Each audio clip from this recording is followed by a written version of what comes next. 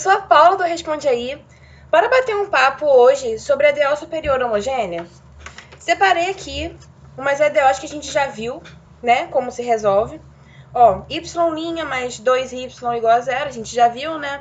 Y duas linhas menos 5y' mais 6y igual a zero, a gente também já viu, né, EDO de segunda ordem. E a EDO superior é exatamente uma desse tipo aqui, onde a derivada agora, a derivada de maior ordem, não é mais a de segunda, mas a de terceira, ou a quarta, ou a quinta, sei lá, a enésima. Agora, a maior derivada que a gente tem não é mais a de 2, entendeu? Essa é a famosa EDO superior. Então, aqui tem um exemplo. Envolvendo a quarta derivada, ó, menos 2y duas linhas mais y igual a zero. Y três linhas menos y duas linhas mais y' menos y igual a zero. Agora a gente tem a terceira derivada. E ela é homogênea porque ela está igualada a zero. Percebe também que y e todas as derivadas dele estão acompanhadas por números. Essa é a grande característica. Então, aqui de uma maneira geral, a gente vai ter que uma EDO superior ela é dessa forma. A gente tem esse AN menos 1, A3, A2, A1 e A0, são números. E a gente tem derivadas de ordem enésimas. E além disso, tudo isso tem que estar igualado a zero para ela ser homogênea, tá bom? Aqui eu só estou dizendo que esses números, bom, são números. Então, vamos voltar um pouquinho. Lá na EDO de segunda ordem, quando a gente viu a teoria, eu disse que um cara muito louco tinha dito que isso aqui era a solução. Para a EDO superior, a gente vai continuar com essa mesma hipótese. E se a gente está dizendo que isso é a solução, ele e todas as derivadas dele têm que respeitar aquela relação que a gente acabou de ver. Então, para isso, a gente calcula a primeira derivada. Vai ser derivada exponencial, né? É a própria exponencial vezes a derivada do expoente com respeito à variável. No caso é r, que é uma constante. Então, a segunda derivada vai descer ao r quadrado, tá vendo? Olha a relação. Segunda derivada é o r quadrado. Bom, enésima derivada vai ser o r elevado a n. Tudo isso vezes e elevado a rx. Depois disso, o que a gente tem que fazer é substituir na EDO. Coloquei aqui a relação que a gente já sabe, né? Que estava antes de uma EDO superior. E vou substituir todas as derivadas de ordem enésima, ficando com algo desse tipo. Parece um monstro, mas calma que vai ficar bonitinho. Perceba que e elevado a rx aparece em todos os termos. Então, eu vou colocar ele em evidência, tá bom? Colocando ele em evidência, eu tenho um produto de duas coisas dando zero. Ou uma coisa vai ser zero, ou a outra. Mas a gente sabe que uma exponencial nunca é zero. Então, quem tem que ser zero é esse polinômio aqui. Mas olha que interessante. Esse polinômio, ele é um polinômio de R. A gente já não tem mais derivada nenhuma envolvendo nisso aqui. A gente tem os mesmos coeficientes, só que agora é tudo R. Em vez de ter a derivada de ordem enésima, a gente tem um R elevado a N. Olha a relação direta. Primeira derivada tem um R. Segunda derivada tem um R quadrado. E aí continua com os mesmos coeficientes, entendeu? E aí agora o que a gente tem que resolver é só esse polinômio para a gente encontrar as raízes dessa equação da EDO, né?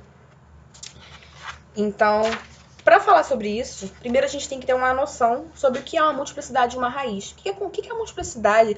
O que é a gente considerar a multiplicidade de um número que a gente, que seja a raiz do polinômio?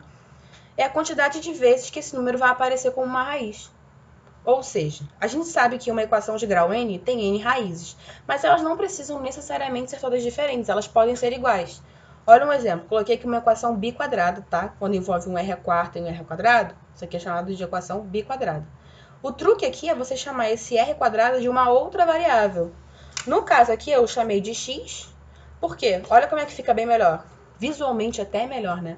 X ao quadrado menos 2x mais 1 igual a zero. Só fiz a substituição direta, ó.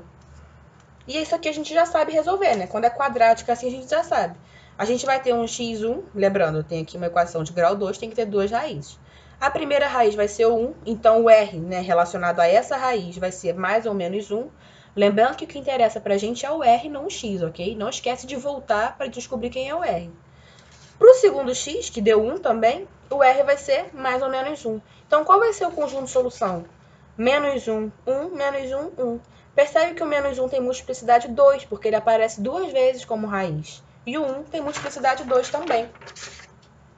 Bom, tá na hora de falar o que interessa, né? Solução geral, que é o que todo mundo quer saber. Como é que é a solução geral disso? A solução geral disso vai ser o y1 mais y2 mais y3 mais yn. No caso da gente ter derivada de grau n. Se a gente tem a maior derivada como a derivada de grau de ordem 2, por exemplo, a gente vai ter só y1 e y2. Se for 3, y1, y2 e y3. E assim sucessivamente.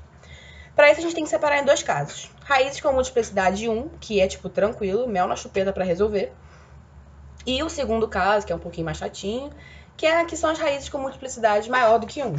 Vamos ver primeiro o caso mais tranquilo, né? Aquela mamatinha, que é raízes com multiplicidade 1. Bom, se ela for real, a gente já tá cansado, careca de saber, não aguenta mais, que a raiz vai ser dessa forma. A solução, perdão, vai ser dessa forma. Uma constante vezes a exponencial da raiz que a gente encontrou, né, do número, vezes a variável. Se ela for complexa, a gente tem que ter em mente o seguinte. Se uma raiz complexa é a solução, o conjugado dela também vai ser. Olha aqui o que eu escrevi, ó. A raiz é dessa forma aqui, certo? Número complexo. A mais BI. Se R for raiz, podemos garantir que o conjugado, ou seja, A menos BI, é só a gente trocar o sinal de quem acompanha o izinho. Também vai ser. Daí a gente vai ter o quê?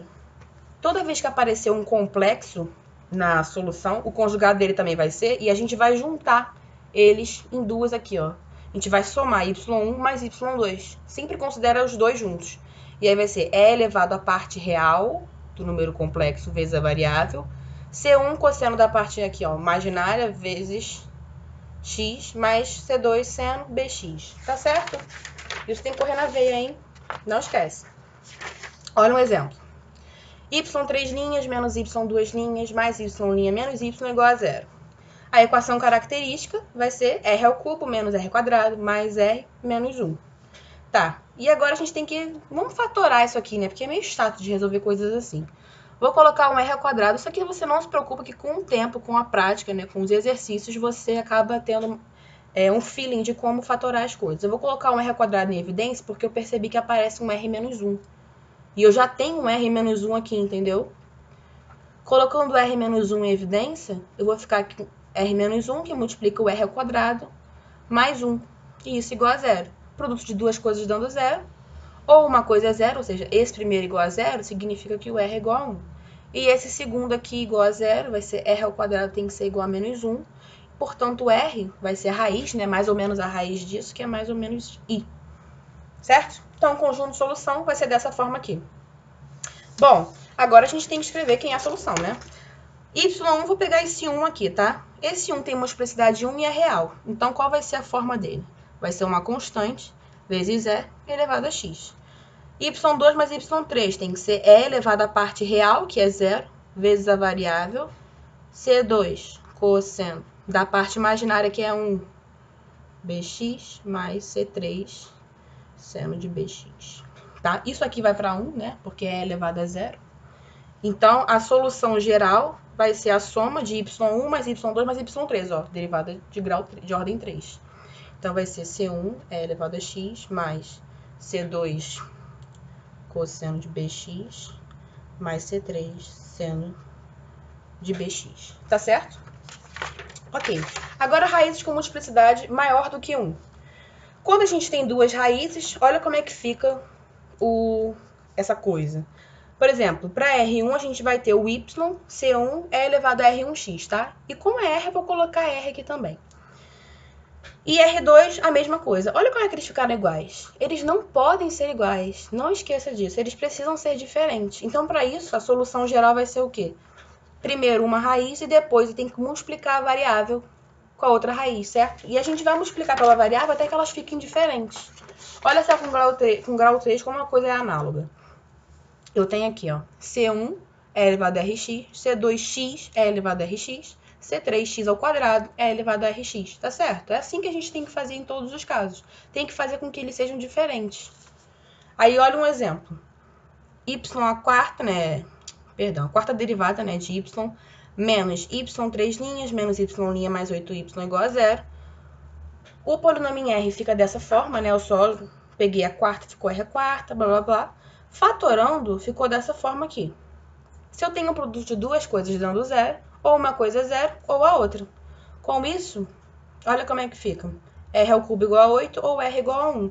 Esse R ao cubo igual a 8 nada mais é que o 2, né? A gente tira a raiz cúbica dos dois lados. E com isso, olha como é que fica.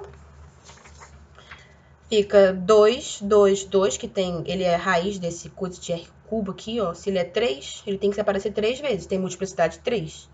E o R igual a 1 vai ser simplesmente 1 com multiplicidade 1. Então, como é que ficaria isso? Vamos escrever aqui. Ficaria um C1 é elevado a 2x, certo? Mais um C2x é elevado a 2x, porque tem que ser diferente. C3x ao quadrado é elevado a 2x, tá certo? Mais um C4 é elevado a x, porque 1 tem multiplicidade 1, tá? É exatamente o que tá aqui. Bom, por hoje é só. Esse vídeo te ajudou? Responde aí.